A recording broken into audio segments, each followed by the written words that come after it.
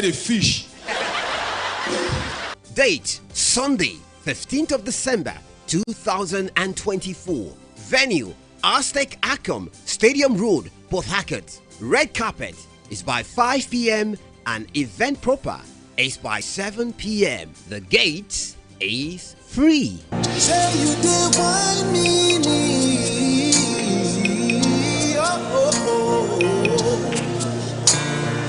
Say you did want nobody. Come celebrate with the biggest names in the media and entertainment industry as the River State Media and Entertainment Awards takes our city to the next level. The 2024 River State Media and Entertainment Awards. Be there or be square.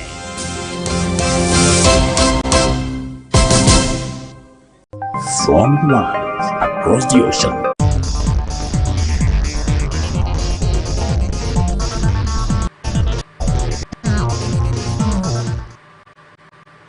And now the news in details.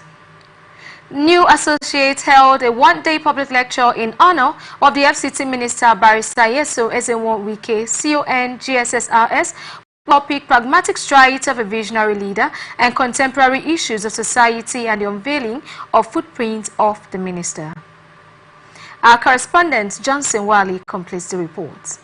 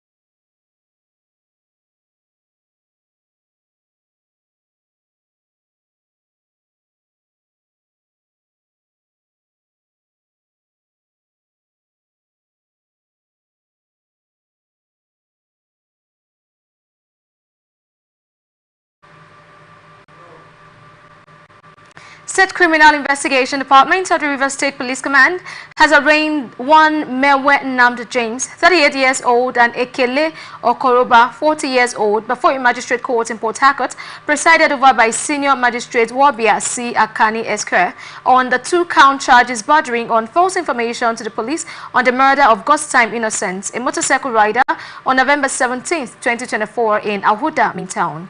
The dual allegedly told the police that 1 Hector Ekakita Chinem, the public relations officer of Ibu Ako Youth Congress, Ahuda East Local Government Area, was responsible for the killing. On 2 counts charges, the defendants both pleaded not guilty to the 2-count charges when it was read to them. The senior magistrate Wabia C. Akani granted the 2 defendants bail with 1 short fee each in like sum of 500,000 naira. Ede Tolu, accused of killing 8-year-old Edebari Letia Gonis.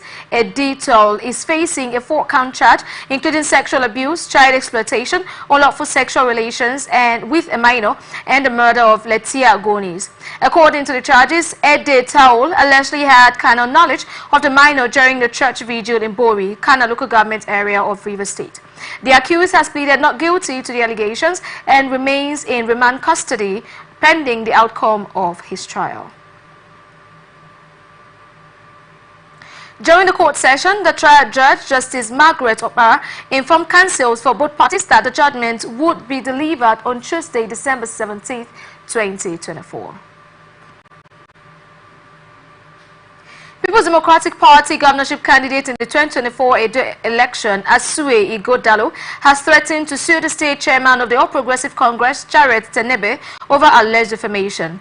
In a letter from the legal firm Bawo and Ighodalo, the PDP gubernatorial candidate accused Tenebe of making false and damaging statements in a widely circulated video against. Recall that Tenebe, while reacting to the gaffe of some of the state budget estimates, the governor, at the time to pronounce the figure, said it was confusing him, a comment that drew laughter. The governor's gaffe subsequently trended on social media platforms, with many users expressing diverse opinions. In the video Tenebe released about the incident, he said Obaseke and Ighodalo would not have made such a mistake because they had stolen billions before. Responding to the circulated video, Ighodalo gave Tenebe 7 days to issue a full retraction of public apology and assurance that no further defamatory comments would be made. Lagos State government has expressed its readiness to get a brand new building code next year to achieve the high performance standards needed to make Lagos a sustainable and smart city. The government's readiness was disclosed at the Lagos State Executive Council retreat on domestication of Lagos Building Code, organized by the Office of the Special Advisor on EGs and Urban Development, held at Ikeja GRA on Wednesday. Speaking during the retreat, Lagos State Governor Babajide Sanwo-Olu emphasized the need for more collaboration among all the ministries and agencies in the build sector to ensure the state development in line with global best practices. He said the motive behind the Lagos Building Code is to have a building regulation that would make Lagos much more resilient. The Special Advisor to the Governor on Ages and Urban Development, Dr. Olajide Babatunde, stated that Lagos Building Code is to complement the existing regulatory framework and provide a comprehensive solution to the challenges of land use, physical development and urban planning. Babatunde said the Lagos Building Code will regulate building control, planning permission and address the issues of setbacks, take care of the safety and sustainability of the environment, and also prevent the collapse of buildings. As part of government's effort in promoting livelihood and cushioning the economic challenges in the state, Ogun State government has commenced the sale of subsidized federal government rice in Ijebu-Ode, Ogun East Senatorial District. Recall that Governor Dapo Abiodun flagged off the sale of the rice at subsidized rates to all residents across the 3 senatorial districts of the procedures will be followed by the purchase of the 50 kg bags of rice in order to promote efficiency, accountability and transparency. The representative of the Ogun State government at the venue, Dr. Olusoji Adekoya, maintained that the exercise has been ongoing smoothly and peacefully in Ijebu-Ode. Responding, one of the beneficiaries, Mr. Bode Ayibanogojo, appreciated the federal government for the initiative, saying the subsidized rice would go a long way in cushioning the effects of hardship.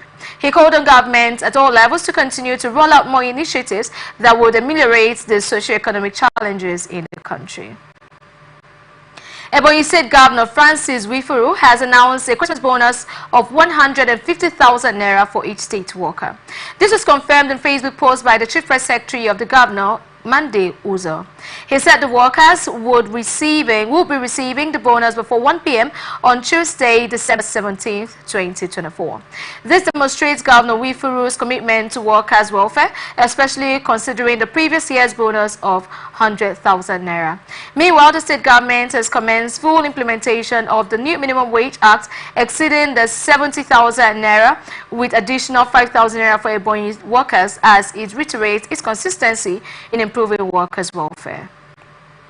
Police in Benue State have arrested Dr. Icho Texak, a lecturer at the Joseph Sawa Taka University of Agriculture, Makurdi, for allegedly masterminding the adoption. It was gathered that the woman was ambushed and kidnapped by some men along Itupo Road, Makurdi, last Saturday. The suspected kidnappers were said to have collected a sum of 1.3 million naira found in a car, beat her to a coma and abandoned her in a bush part. The State Command spokesperson Catherine Anene, who confirmed the incident, said that the woman was later found along Yadov Ubema Road, where she was rushed to primary health care clinic Ameladu for treatment. According to the PPRO, the victim, after she regained consciousness, narrated how she saw her husband's colleague close to where she was abducted and beckoned on him to save her life, but the lecturer turned his back away from her. Anene said the lecturer had been arrested in connection with the case and the investigation is ongoing. When contacted on Friday, the husband of the victim, who confirmed the incident, said he was at the police command headquarters over the case and promised to provide further details later. Minister of FCT Barrister Yesom Wike has analyzed judicial independence as total freedom from legislature, executive and media interference while in judgment for justice. The minister made the analysis during the paper presentation on 11th December 2024 at the ongoing 5 days Court of Appeal Nigeria Justice Annual Conference in Abuja with the theme Judicial Introspection. Speaking of judicial welfare, Wike emphasized that it is constitutional for interpreters of Nigeria to have good conditioning workspace and accommodations to enable smooth delivery of their duties without thinking of corruption practices. FCT administration on 22nd December 2024 distributed 50 vehicles to the security agencies to effectively enhance response for emergencies. The security agencies who are beneficiaries include Nigeria Police, Army, Department of State Security Service, Civil Defense, and others. Our Abuja correspondent Joseph Moses Mayuwinka has the report. Gunmen launched an early morning attack on Bowishi village in Biliri local government area of Gombe State on Thursday, killing a resident and setting houses ablaze. Livestock was also rustled during the attack. The victim, identified as Malam Yusuf Akwara, was reportedly killed as the assailants riding motorcycles invaded the community. In a statement, Gombe State Police Command spokesperson ASP Buhari Abdullahi confirmed the attack, stating that neighbors and security teams managed to extinguish the fire set by the attackers. Despite a swift response from security forces, including personnel from the 301 Artillery Regiment and the police, the assailants fled before they could be apprehended. Niger State Governor Mohammed Umaru Bago has presented a 1.56 trillion naira budget for 2025 titled Budget of Hope for Sustainability and Food Security, reflecting a 48.32% increase from the 2024 appropriation. Speaking at the Niger State House of Assembly, Bago underscored the budget's focus on critical sectors including security, agriculture, health, education, and infrastructure to drive socio-economic development and enhance food security across the state. The proposed budget allocates 437 billion naira for road infrastructure in urban and rural areas, making it the highest priority. The agricultural sector follows with 399 billion naira, while education receives 90.9 billion naira. With 87% of the total budget dedicated to capital expenditure, the administration aims to intensify investment in infrastructure, agriculture, education, health, and rural development. The revenue target includes statutory allocation of 53.4 billion naira, value-added tax of 85.3 billion naira, internally generated revenue of 63.36 billion naira, and capital receipts of 933.56 billion naira. The governor acknowledges agriculture as a cornerstone for growth, adding that the budget would also address the state's infrastructural needs. He urged all Nigerites to support the administration's new Niger agenda, emphasizing the importance of unity in achieving the state's development goals. Yobe State Governor Mai Malabuni has approved the creation of the Ministry of Livestock Development with immediate effect. A statement from the Office of the Secretary to the State Government indicated that the Governor further directed the SSG, the Head of Service, and the Commissioner for Agriculture to work out the mandate of the new ministry, office accommodation and development of staff to ensure its immediate takeoff. The ministry is part of the government's strategic efforts to boost the agricultural sector. With this development, Yobe becomes the second state to establish the Ministry of Livestock Development, with the first being Borno State. Governor Zulum had appointed his deputy Usman Umar Kadafu as the overseer of the new Ministry of Fishery and Livestock. Federal government has unveiled a strategic plan for Nigerian youth in 2025, focusing on job creation, empowerment, and innovation to drive sustainable development. The initiative, designed to address unemployment and enhance youth participation in the economy, was announced during the closing ceremony of 7th National Assembly, National Council of Youth Development in Borno State. Themed Transforming and Repositioning the Nigerian Youth to Thrive and Catalyze Economic Development, the event featured key addresses from the Minister of Youth Development, Comrade Ayodele Oluwande, and Borno State Governor Babagana Umaru Zulum. Both leaders underscored the vital role of youth, who constitute over 60% of Nigeria's population, in achieving economic progress. The federal government outlined 6 priority areas for 2025: access to capital, job creation, skills development, entrepreneurship, support, youth empowerment, youth involvement in decision-making processes. Minister Olawande highlighted the importance of creating safe spaces for youth to exchange ideas, network, and innovate. He emphasized that empowerment and support are critical to unlocking the full potential of Nigeria's youth. He urged stakeholders, including the state governors and commissioners, to align their efforts with National Youth Development Agenda, stressing that the outlined initiatives aim to enhance creativity, entrepreneurship, and address challenges such as unemployment and equality. Borno State Governor Babagana Umaru Zulum reaffirmed his administration's commitment to youth development through vocational training, education, and scholarships. Describing youth as a backbone of the economy, Zulum noted, investing in our youth is investing in our future. With 70% of Nigeria's population under the age of 30, this demographic is an invaluable asset that must be nurtured and supported. High Court of Justice in Dutse, Jigawa State, has announced its Christmas and New Year recess, citing provisions of Section 174 of the Constitution and Legal Notice Number 4 of 2015 in a statement on Friday, signed by the Director of Protocol and Publicity, Judiciary, Jigawa State, Abbas Wangara. The recess will commence on Monday, December 16, 2024 and end on January 3, 2025. The statement added that the State Chief Judge, Justice Umar M. Sadiq, has assigned Justice Mohammed L. Usman as a Christmas and New Year recess judge. Highlighting more when contacted by our correspondent, Wagara said that the recess is a routine annual event aimed at giving court and staff judges a break during the festive period. Wangara also stated that the assignment of Justice L. Usman as a recess judge is to ensure that urgent matters are attended to during the recess. Accordingly, the DPP pointed out that the Jigawa State Judiciary has been working tirelessly to ensure that justice is served in the state in view of clearing the backlog of cases and ensuring that justice is served promptly. You're watching the Global News on Atlantic Television Network. We will be back after this. President Bola Tinubu has appointed Wakuche Ndidi as Acting Controller General of the Nigerian Correctional Service. His appointment follows the expiration of the tenure of the current CG, Haliru Nababa. Nababa was appointed by former President Muhammadu Buhari on February 18, 2021. In a statement on Friday, the Secretary of the Civil Defense Correctional Fire and Immigration Board, Ja'afaru Ahmed, said Ndidi's appointment takes effect from December 15, 2024.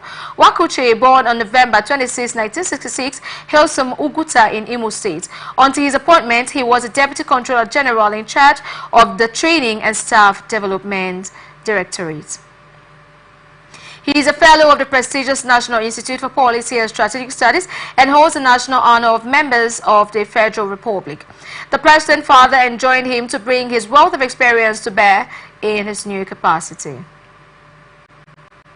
Vice President Kashim Shettima has inaugurated the National Economic Council Ad Hoc Committee on National Electrification and NEC Ad Hoc Committee on Polio Eradication. Inaugurated at the Presidential Villa, Abuja, he said there is no way Nigeria can dream of meaningful national economic development without addressing the power sector crisis and ensuring Nigerians have access to electricity and other affordable energy. He urged leaders in the country to rise above differences to confront the power sector crisis and become part of the reincarnation of Nigeria as an industrialized nation. Shettima referred to countries with similar challenges of energy insufficiency such as Indonesia, India, South Africa and Uganda, pointing out that they are already in the league of those at the forefront of the post-industrial revolution. Regretting that an estimated 40 to 70% of Nigerians have no formal access to electricity, VP Shatima said he is comforted by the knowledge that the caliber and experiences of state governors and other members of the committee reforms in the energy sector, which have opened the sector not only to the participation of otherwise excluded players, but also to extract investment, both foreign and local. Senators asked the Minister of the Federal Capital Territory, Nyesom Wike, to hold demolition of properties in the Federal Capital Territory pending the conclusion of investigation by its ad hoc committee. The resolution was reached on Thursday following a motion raised by Senator Ireti Kingibe, who expressed concerns that the demolition in the FCT has taken a dangerous dimension. Some lawmakers, however, objected to the motion, urging their colleagues not to stop the minister from carrying out his statutory functions. President of the Senate, Godswill Akpabio, expressed concern that the government may face court action by those who are aggrieved by the demolition carried out without court orders. He subsequently ruled that the ongoing demolition should be halted. You're watching the Global News on Atlantic Television Network. We'll be back after this break. Easy motion, no emotion. Make your calls to all networks. No they say, na go there.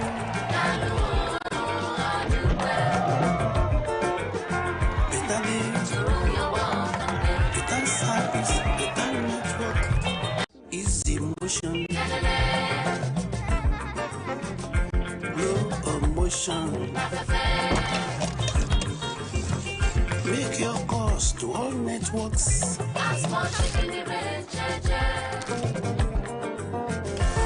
they say, na go there. Better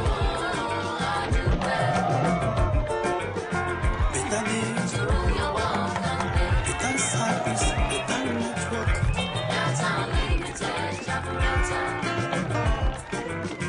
Better outcome.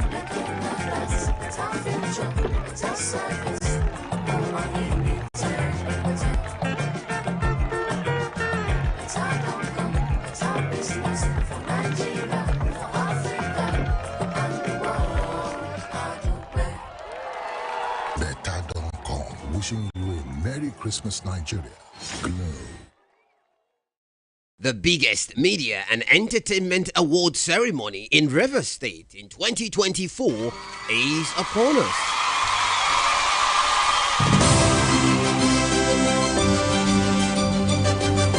The maiden edition of the Rivers State Media and Entertainment Awards is an award ceremony aimed at celebrating individuals and organizations that have stood out. Oh yes,